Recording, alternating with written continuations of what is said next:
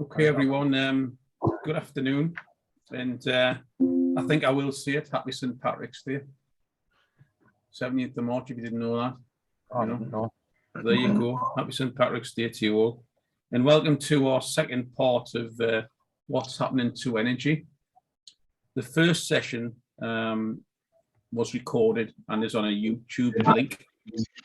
And if you've missed the first session, that's available. You can go in the website and get it on the events page. And there's some historical information on there. Today we welcome Paul Blanchard from Komatsu, the MD of Komatsu. We've got Adam Brown, Group Marketing Manager of Great Annual Savings. Both of those guys are heavily involved in the energy group. We've also got David Miller from Kasai, and we've changed the running order slightly. So Dave will kick us off, followed by Paul, and then we've got Adam. Now, just a couple of points. There's a Q&A, there's a chat box. You can use the chat box for questions, and we'll try and leave time at the end for Q&A. So if you can keep those thoughts, it's always good to put them in the chat box while they're in your head. Then we can get back to them later on. Anything else, Laura, I need to be aware of before we kick off? It was just that we're recording a session to make it available afterwards. If anybody does have any strong issues with this, to let me know. You just drop me an email, and obviously we'll take a look at that. But hopefully it's okay with people. Okay, so without further ado, we'll kick off with David Miller from Kasai, who's going to talk to us about their experience with their energy monitoring. Thank you. So I can't actually screen share yet because it says someone else's. All right, okay, got it now. Is it that one? Yeah. Oh no, that's not it. Start again. We did have it. We did have it earlier on. Technical difficulties. Window. Has it gone, John? I don't know. Open it up. Right, now go on. Right. So, right, sorry about this. Okay, this is it. I've never used Zoom before, so can everybody say that? After putting the presentation mode. Yeah, that's great. Yeah. Right, everybody say that, yeah. So with regards to energy monitoring in Kasai, what we're looking at, or what we have looked at in the past, was only factory one live power consumption. And I'll explain what factory one is very briefly, but it is the main factory of Kasai. We do have other plants, but factory one being the headquarters. Initially, just an introduction for those who don't know much about Kasai. It isn't a great deal to tell you at the moment, but Kasai operate from 6 sites currently, all at Stevenson Industrial Estate, so very local, opposite each other and within a stone's throw. We own 2 of the sites, the one that you can see on the photograph and the very old site just a couple of hundred yards down the road, which used to be an old Timex watch factory. We do rent. Sorry, David, can I just, is anyone else seeing the screen move on, or is it just on the energy monitoring? Should still be on Kasai introduction. It should be on slide 2. Yeah. I'm not seeing that. Is everyone else seeing slide 2? To slide 2. I'm not seeing it either. Oh, It's right. just on the first one, so if you can just click onto the second slide. Right, so if I do it this way, then is that not easier just doing it that way? Yeah. And I go to that. Yeah, that's it. Thanks. Sorry. I did Yeah, want that's presentation mode, and for some reason it mustn't support support That's it. presentation It's mode. fine. Okay, sorry, I didn't know that. So we own this site here, this large site, and like I said, we own a site just down the road. We do rent 4 properties directly opposite in Commerce Park, which used to be the Philips TV factory. So it's been purchased by somebody, broke down into separate units, and we hire 4 of those units there as well.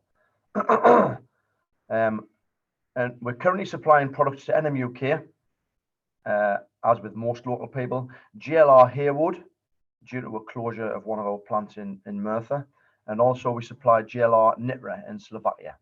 So a process that was working over there and it's now produced here. We're currently employing around about 680 people, still looking for more people, believe it or not. And with a mixture of direct staff, quite a high quantity of agency at the minute due to turnover and stuff, and indirect staff as well in running the business. With regards to components, with reference to the vehicles, we only supply interior trim as a Kasai group. That's not just here in Washington, but Kasai in all the 35 plants globally. Don't make anything for outside of the car. So although in here in Washington we provide trim for door cards and body side components to both Nissan and GLR, all the other plants, Japan and America and everything else, do headliner, dashboard, seats, and all that sort of stuff.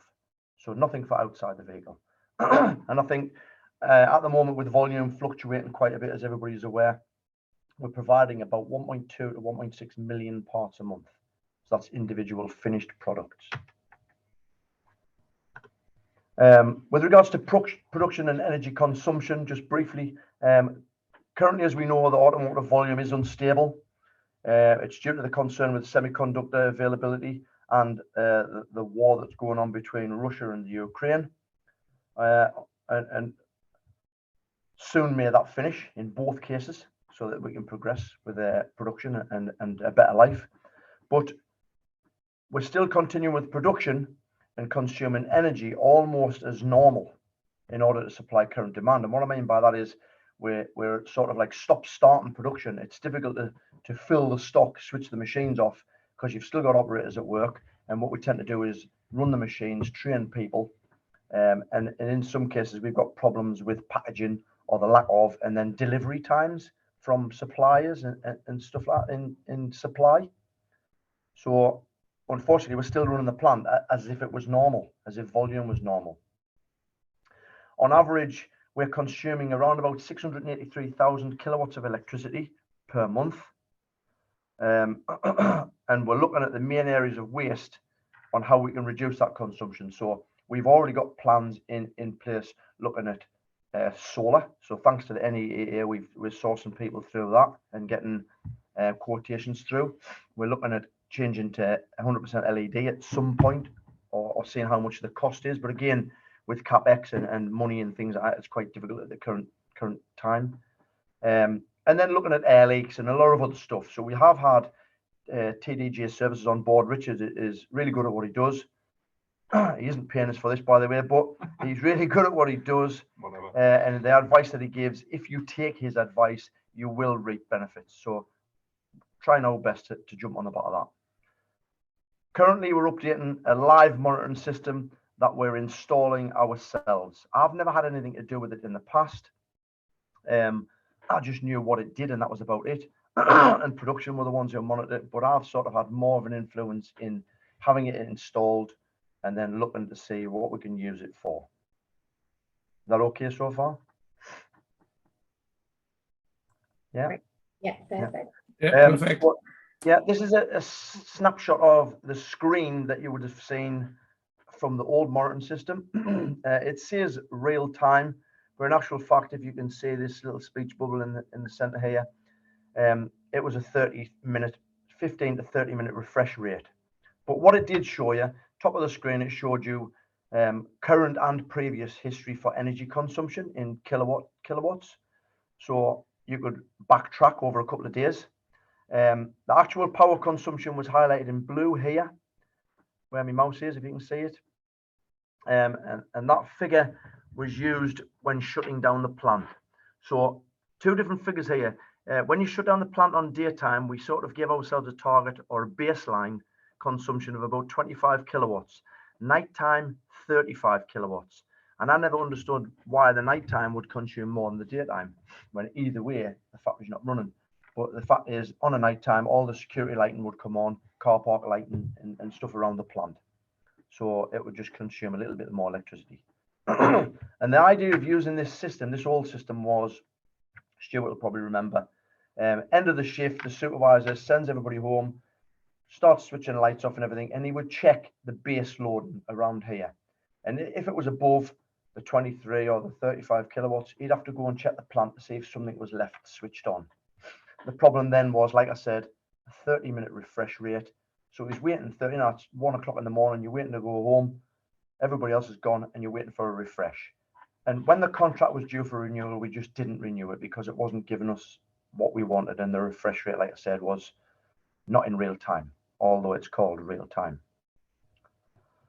So the new system, through advice from TDG Services, the knowledge of our engineers in-house and the IT department, we've created or started to create a system to help us record live energy consumption. If you look at the 3 photographs, the current transformer was taking the electricity usage, converting it through these boxes that we purchased, got our technicians to wire them up, Ethernet link from IT rather than Wi-Fi. So we've got a permanent live connection. It takes the information through the 3 phases, gives you an amp reading. And then if I move on to the next side, it then gives you a display. Now the system display, when we installed it, it's still, like I said, it's still in its infancy, not yet in a permanent position, although hardwired. But by using an Ethernet link to that Cube 400, which is that one there on the right, by using an Ethernet link to that, we can see through a web browser our live energy consumption from the main plant only at the moment, because it's just the main incomer from electricity.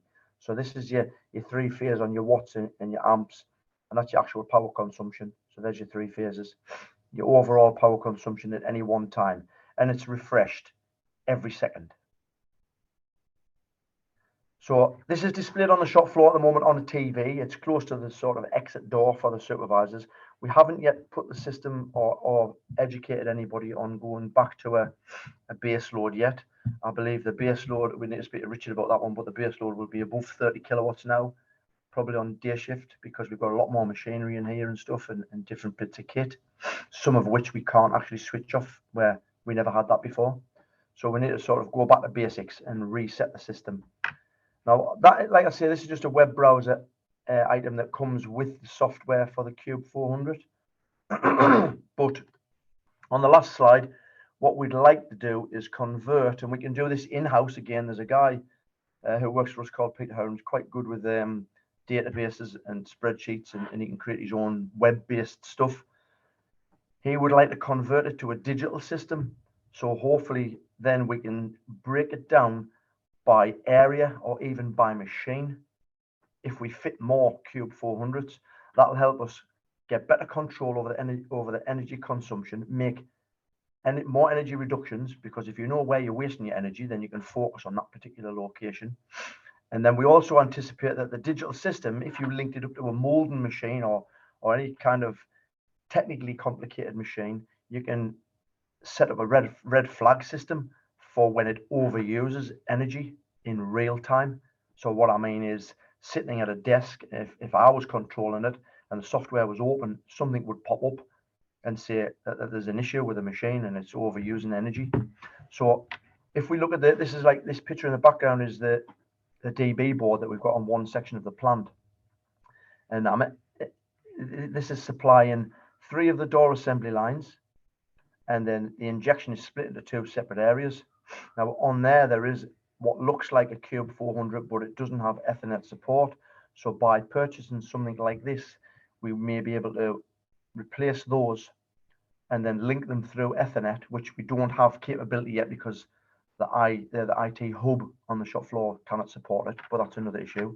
We can then link these up, and if we go to a digital system, we can sort of have a big list of all of these areas and monitor them real time and in a better status, so we can get a better understanding on what we're consuming, where, and how we can improve. And then again, however we want to look at it in there, because as you know, when you make some sort of improvement and you're monitoring something, things can pop up, or you can modify it or make improvements. And I think that's where we're looking to go. How fast it moves, I don't know. Because like I said at the beginning, although the volume is low, we're still running the plant and everybody's really busy. And I don't understand why, but we are. So that's about it, really. I don't know if anybody's got any questions on that.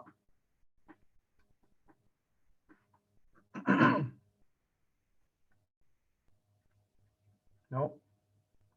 I think we'll, if there's anything that does come up, then we'll take them at the end. I think the important takeaway from Kasai is that they did use a system that we introduced to a number of companies a few years back from Invisible Systems, and they've actually went to that system, and then the new iteration of the system has been with their own input, which I think is quite unique. So any questions, if you just keep them to the end, and we'll move on to the next presenter. But thanks very much for that, Dave. Much appreciated. Could you still say that, yeah? Sorry? Could you still say everything on that screen? Yes, absolutely. Yeah, it's very good. Thank you very much. So the next doesn't say unshare for some reason. Unless you can kick us off. Yeah, I think you're off there now. So I think the next part of the agenda is Paul Blanchard, MD of Komatsu, who's going to take us through some of their activity. Over to you, Paul. And can you see that, Stuart? Can see it, yes, fine. In presentation mode, yes? Yes, in presentation mode, yeah. Okay, good afternoon. I'm Paul Blanchard, Managing Director here at KUK. This is a presentation on behalf of the North East Automotive Alliance, and for any people who are on this webinar who are not members, the North East, the NEAA, is an industry-led cluster supporting the economic sustainable growth of the automotive sector here in the northeast of England. I'm going to present how Komatsu UK manage our energy usage, but first I just wanted to give you a bit of background on Komatsu as a business. Komatsu are a worldwide company with 85 manufacturing plants throughout the world and with over 62,000 people. We're mainly involved in the manufacture of construction equipment, 91% by turnover, providing what we call a full lineup of large mining machines to small utility machines that you would be used in for garden landscaping.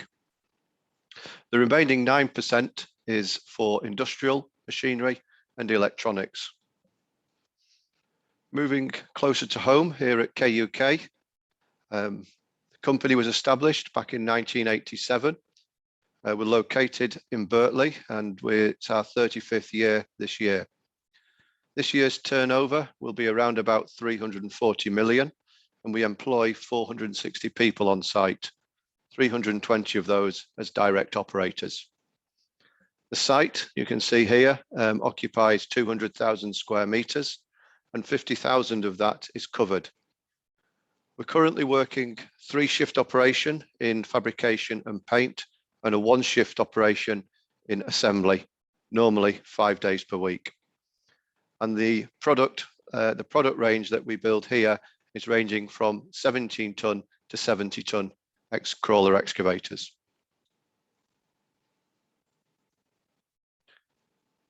Now onto energy. The first thing I always like to start with are the costs. So understand your costs, and are you focused on the correct area? Here at KUK, direct materials account for 80% of the cost of the machine. And that, in our case, is mainly steel. So this has to be our main focus. Energy only accounts for less than 1% of the total cost of the machine. However, this year, from FY21 to FY22, we're seeing around about a 50% increase in this energy cost. And that is even though we are hedged. So some people will be seeing almost, I believe, double that increase from FY21 to 22. The next step, I always think, is understand the bill. I'm sure that most of you agree this is a challenge, even looking at your home energy bill. It's certainly a challenge when you come to look at the bill for business. And this is the plug for next presentator. Adam Brown from Great Annual Savings is here to help in that, and he will follow in the next presentation. Step 3, I think, is understanding the processes that use the energy. You can see here our main items here at KUK, from lighting, compressed air, paint plants, motors, welding robots, and CNC machines. Measuring the consumption. This is what Kasai has given us a presentation there on monitoring energy. Unless you measure the energy consumption, it's not going to be possible to decide on what you should focus on. I'm going to focus on electricity, but as an example here, I'm just showing you the gas monitoring that is also done here at KUK. Our gas is mainly used for heating of the factory between October to April, and the remainder is then in for the paint booths or the paint ovens. In the case of the electrical distribution on site here at KUK, we have 2 substations, the north substation and the south substation, and 7 transformers located throughout the site. There are 2 feeds to the site, a 22 kV watt to the north sub and an 11 kV feed to the south sub. And we split the site into 4 main areas: the fabrication area, shown here in green, logistics, the paint shop in yellow, and the assembly in yellow. Sorry, in red. I can't read my own colours. So throughout this distribution network, we have individual metering points connected to the building management system, or BMS, and this allows us to monitor the electricity usage on site. The graph shown here on this slide is the monitoring of the whole site usage from January 17 to December 21. The brown bars are the total energy used per month, and the yellow line is the energy used per machine produced. Over this period, there has been a steady reduction of around about 22% in the amount of electricity used to produce one machine. To help KUK understand where we needed to focus our energy reduction, we split the information from the building management system into main areas of electricity usage. It can be clearly seen that factory lighting should be KUK's focus here, with 43% of the electricity used. And the fabrication section is the second one, with 23% of the total, which accounts for all of the welding robots and CNC machines. The area that KUK focused on was the lighting. The first item is the control. Here, KUK, the lighting and compressed air are controlled by the building management system. They are switched on 10 minutes prior to the start of shift and 10 minutes after the finish of the shift. The lights are also switched off during the lunchtime. The only changes that can be made to the system are by team leaders or above for overtime, which is reset on a weekly basis to avoid anybody forgetting to cancel the overtime. In addition to this control, in the logistics and the assembly area, the lights include a built-in sensor to monitor the amount of daylight and adjust the lighting to maintain a constant amount of lumens at the working area. And in the logistics area, where we don't have constant operators, we have the PRI sensors as well. All these controls we actually monitor on a monthly basis and review at the environmental meeting. This is to ensure that all of the controls that we have in place are maintained. And you can see this is just an example of the assembly section, where we are monitoring by each assembly area the amount of hours the lighting is on for during the month. And then we actually measure that against the actual time worked and understand whether there is any significant difference and explain that difference on a monthly basis. In terms of the LED lights, in terms of the lighting, we've replaced all the lighting now on site. The small area in red shown in the left-hand corner for the paint shop has been completed towards the end of this year at FY21. So we have now fully complete LED lighting throughout the site. We did use 2 different LED lights on the shop floor. In the fabrication area, we minimized the number of fittings with a high lumen output LED, but these LEDs did not have any sensors on for daylight or PIR. The reason for that is because of the welding flashes that are created by the welding robots or the welding arc. In the rest of the manufacturing area, the second style of LED lights were fitted, having both sensors fitted, both the daylight harvesting sensor and also the PIR sensor. Just to give you an idea of what we spent on this investment, it was over 600,000. You can see here the capital expenditure cost, but that's providing an annual saving of 1,400,000 kilowatts of electricity. The ROI that is shown on this slide is 3.7 years, but that is based on an average of an 11.5%, 11.5 pence per kilowatt hour, which is significantly lower than what you were paying now, around about 28 pence per kilowatt hour. So return on investment obviously significantly improved since we invested in this activity. That we have been doing this activity over around about 3 to 4 years now, and just completed finally this year.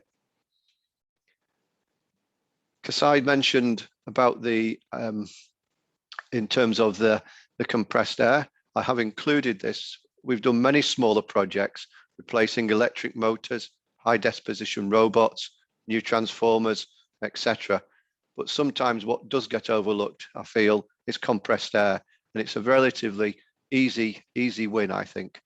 So we do this as an annual basis. You can see here, basically we are turning everything off, identifying using an ultrasonic sound detector where the leaks are. This can be done yourselves, or as Kasai mentioned, by TDJ services also offer this service.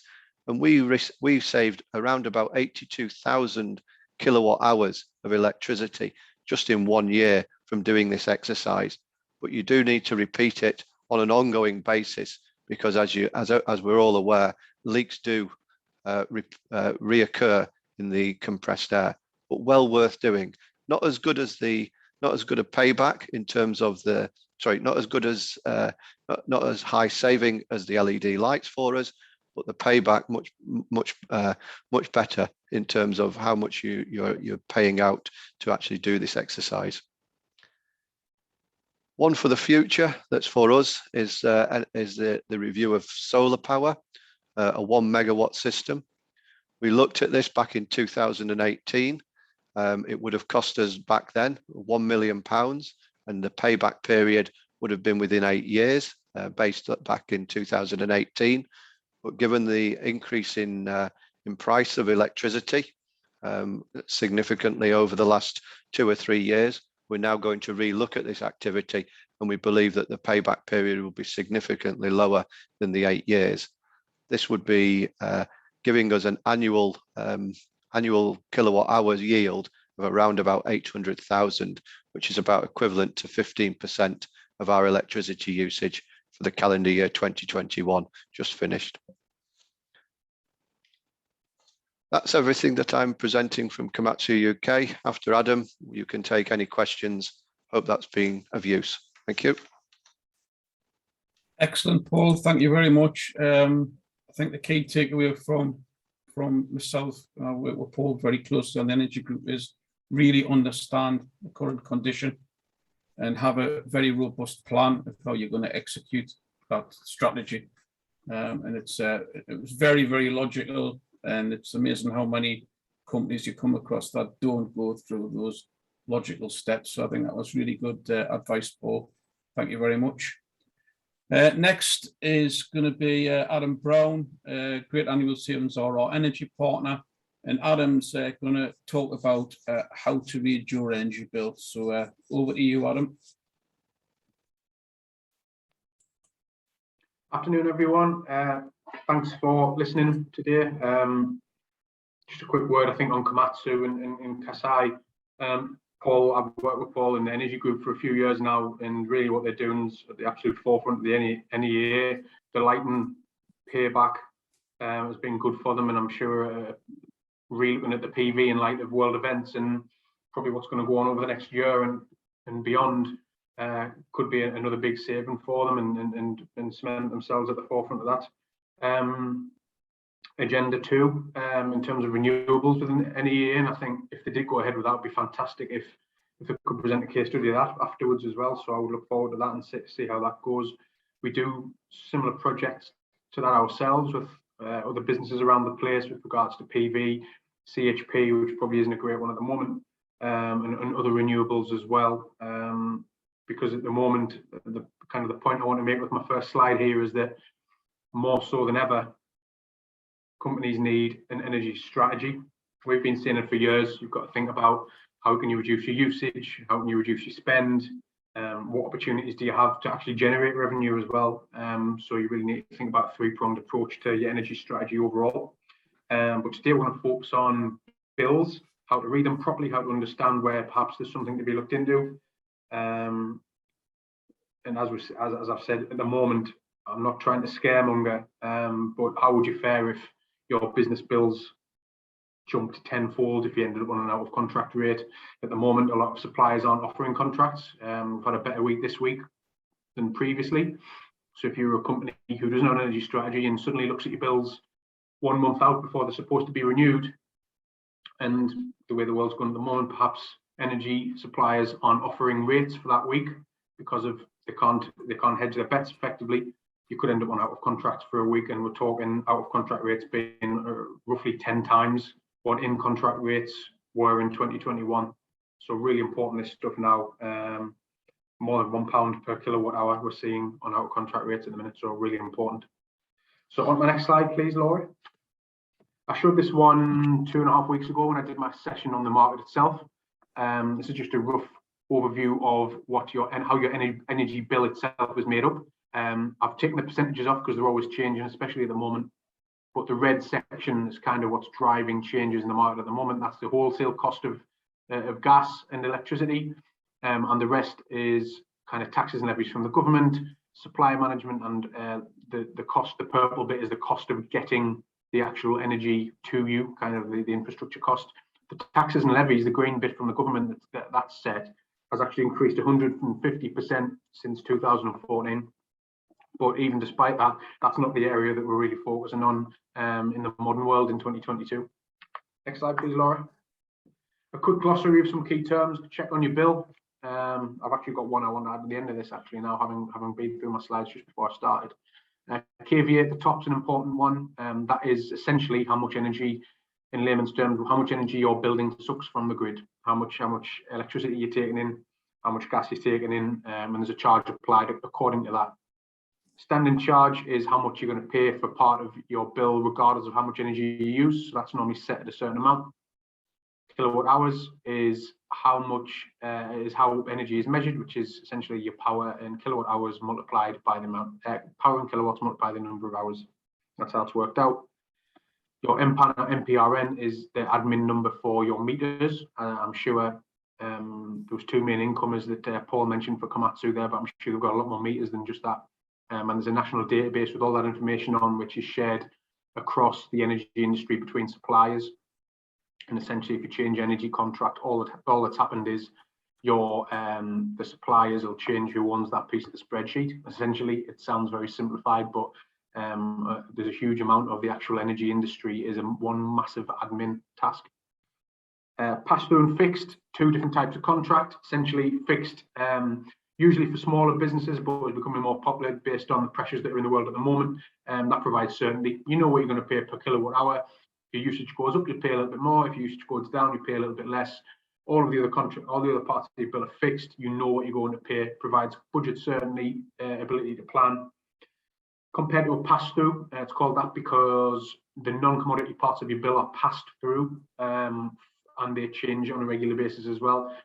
So the volatility in the commodity costs is what's driving changes in the market at the moment. But previously, as I highlighted in the previous slide, it was the non-commodity elements, which is this stuff, which change more often in your pass-through contracts.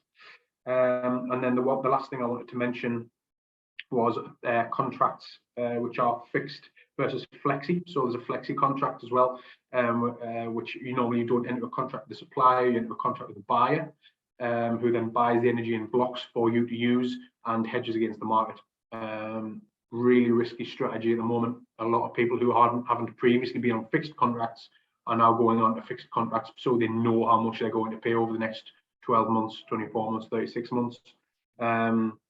And I would recommend everyone has a quick look if they've seen anything on their bill their own bill that they don't recognise, get to our website, go on the Business Advice Hub and type in Jargon Buster. And we've got a list of 30 to 50 industry terms. I'm not sure what something is. We've got them listed on there. So a couple of them here on the next slide, please, Laura.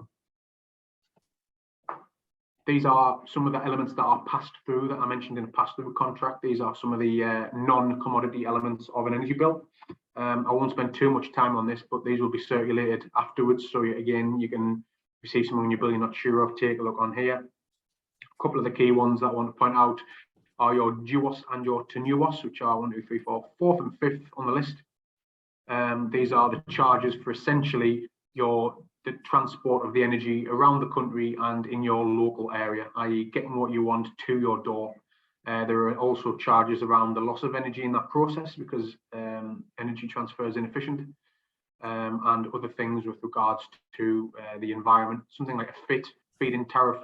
Some of these, like that one, aren't necessarily relevant anymore and are being changed constantly by the government. Things like renewable obligations are used to take levies, taxes, money from large consumers and put that into nationally significant renewables projects. There's a lot in the news at the moment about potentially the government upping investment in wind and other renewables. That's where the money for that will come from. So potentially that's something that will go up as well, although I can't imagine that will be a popular decision from the government if they choose to do that before the current world or European energy crisis is abated at all. Next slide, and we're going to finally look at the bill now. So this is a fixed contract, an electricity bill. A few things to point out, but we'll do a quick step-by-step. This is anonymized, it's from a few years ago. So there's no chance of guessing whose bill this is. Step 1, check the rates are correct. So you can see on the left portion of this, on the top box, the box that's titled electricity used this period, you can see what the unit rate is. This user has a day and a night rate, and you can see what their prices are for that. And then obviously the units times by the price gives you the cost on the right hand side there. So that breaks down exactly what you're paying for. That is your commodity cost. Step 2, check your usage versus previous year's consumptions. We've had a lot of customers recently whose usages are making them scratch their heads, mainly because of massive drops and massive rises during the pandemic. Some companies were able to shut down, some weren't, and they were to varying degrees. So usage is not only causing problems for customers, but also playing absolute haywire with our industry as a third-party intermediary. Contracts we've sold previously aren't worth as much or are worth more than they were previously to suppliers, and there's a lot of kind of recharging, clawbacks and resells going on with third-party intermediaries at the moment, so massive admin exercise in our industry. So yeah, go back and check against your previous year's bills, go back and check against absolutely your M&T system, the likes of which we've seen earlier today from Kasai, from John at Kasai. Check against what you're being billed for matches what's on your system. I would imagine larger consumers, the likes of which you've seen any year, will be super accurate on that, because you'll probably be on half-hourly meters, which are, or automatic meter readings, which send information to the suppliers, and they get exactly the same information you do. Step 3, check your meters correct. On the right hand side there, you can see under the account details box, make sure it's about the right meter. That sounds really simple and really straightforward, but you'd be amazed how many times basic mistakes like that are made by energy suppliers. And then step 4, check your additional charges, which is the second box down on the left. Take a look in what you're being charged in there. Is there anything new compared to a bill a year ago? Is there anything new compared to last month's bill? If you've got any questions on that, take a look online, Google it, see what the charge is all about, and see whether you think you should be charged that. There's a hell of a lot of exemptions for larger businesses and larger consumers. If you see something on your bill, you're not sure what it is, give me a ring, drop me an email, and I can tell you what it is, if it should be there, if it shouldn't be there, and advise you on that. My contact details are readily available through the NEA, or I'll send my email perhaps around in the chat when I'm finished here. Next slide, please, Laura. So we're getting into a bit more of a complex slide now. This is an energy bill for a pass-through contract. So you've got your consumption at the top. then we're into all the various different lists of non-commodity charges that are passed through. These are variable month on month on a pass-through contract, and it might be huge increases one month to the next based on volatility. So yeah, basically there's not really all that much to go through more than what was on the previous slide, other than to point out that this is how it would be presented in a pass-through contract. Your renewable obligations are broken down, fee and tariff contributions are broken down there. Your use of system charges, which I highlighted on that glossary of terms earlier on, is broken down there. There's other little things like reactive power charges. It's aimed more at someone or a business who has someone who looks at this stuff in detail, a specialist energy procurement person, perhaps a specialist energy manager, perhaps. Great for companies who employ load shedding. They can look at what kind of impact that has month on month. Companies who employ significant technical load shedding strategies. I think it's often a really attractive contract type for them people. You can go to the next slide, please, Laura. And then this is the second page of it, so it goes on and on and on. And actually, there's a third page as well, which is on the next slide. And then you get to the bottom and the overall costs there. I think it's actually a different customer, but it's the third page regardless. Climate change levy is one that I mentioned earlier, and almost everyone in this call will be paying that. And then at the bottom, interesting at the bottom there, one thing to point out is your KVA. It's definitely worth checking what your KVA is versus what your KVA you need is.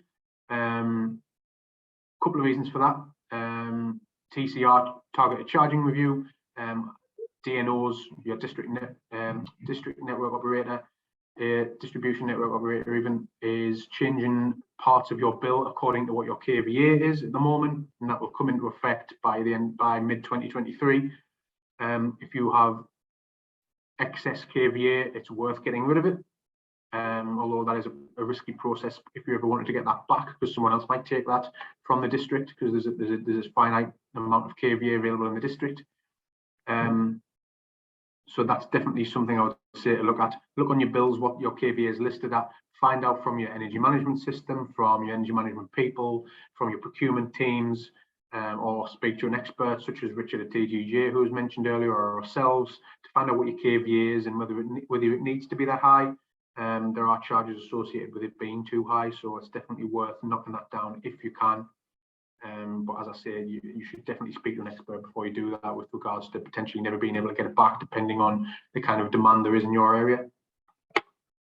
And then we'll move on to a gas bill now. So this is a gas bill. It's a little bit simpler, a gas bill. There's not as much goes into it. The one thing really to point out between gas is higher and smaller consumers. So this one is a pretty high consumer. Their total gas cost on the right hand side, you can see there, is the unit cost, and it's dwarfed by the standing charge, which is the next one down. So you tend to see that with larger consumers. And then on the next slide, if you want to show the next slide, it's the opposite way around. So a smaller consumer will have more in the unit rates and less in the standing charge. You can see that they're opposite way around on that bill on the right hand side there. Again, similar kind of things apply as with energy, with electricity, sorry. The billing address, make sure it's the right address, make sure it's the right meter number. Check out your unit rates, make sure they match with the contract you signed, and if they've changed, you need to find out why. They shouldn't. Check out that the meter rate, the meter number is correct, as I've already mentioned. And that's pretty much it for the gas bill, which is a little bit simpler. A couple of the things, terms on there I'd want to highlight would be calorific value and the consumption summary along the bottom. That is kind of the consistency or the strength of the gas that you're being supplied. So that's something that is relevant to your bill, and it should be discussed only with really your supplier or an energy management expert. It's not really something you can change, but it does have a bearing on your cost. And then that's got your rates on there, so pence per kilowatt hour at the bottom of there. So I think that says 2.697 is the pence per kilowatt hour rate that user was on, which is good rate. And I think compared to this week, and we sold contracts this week on gas prices north of 19 pence. So yeah, that's the state of the energy market at present. If you do have any questions, as I'll go on to my last slide, I think I used to make the analogy that we help you avoid all of the pitfalls, but there are pitfalls that you can't avoid now. It's a case of which is the least painful one to fall in. And in my previous session, which I'd recommend people go and see if they are having any issues with their energy costs at the moment, go and have a look at that the NEA have got on their YouTube. And have a look at the things that you can do to mitigate your energy costs. One thing we've had a lot of success in very recently is water costs.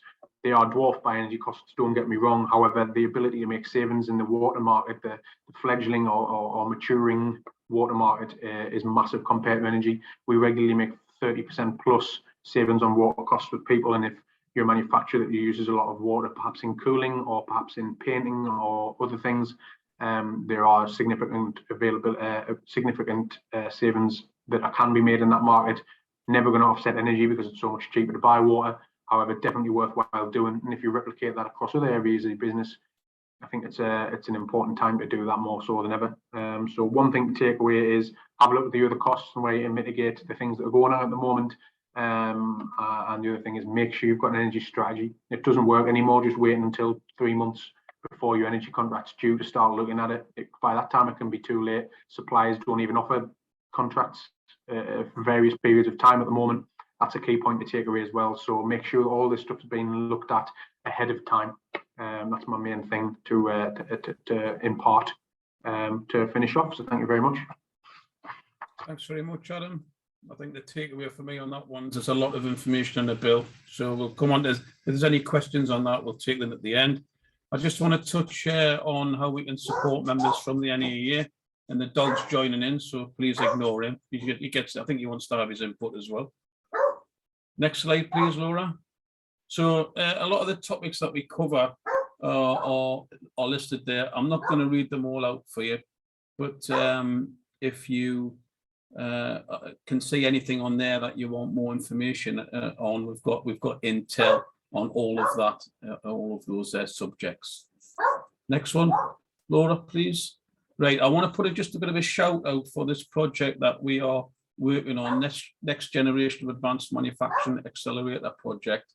It's available for SMEs, and there's up to 40% grants that are available. And we've checked with Chris Appleby, who is the project manager who's covering this project within the team, and you can use this for capital investment for energy projects as well. So it is very much linked to this. There's an inquiry there, a link on there if you want to find out a bit more about it. But just to echo what Paul said, Paul Blanchard, it's worthwhile revisiting every project you've looked at now, because you'll find the payback's a lot better, and it is what it is. So anything we've looked at historically, we should be looking at again.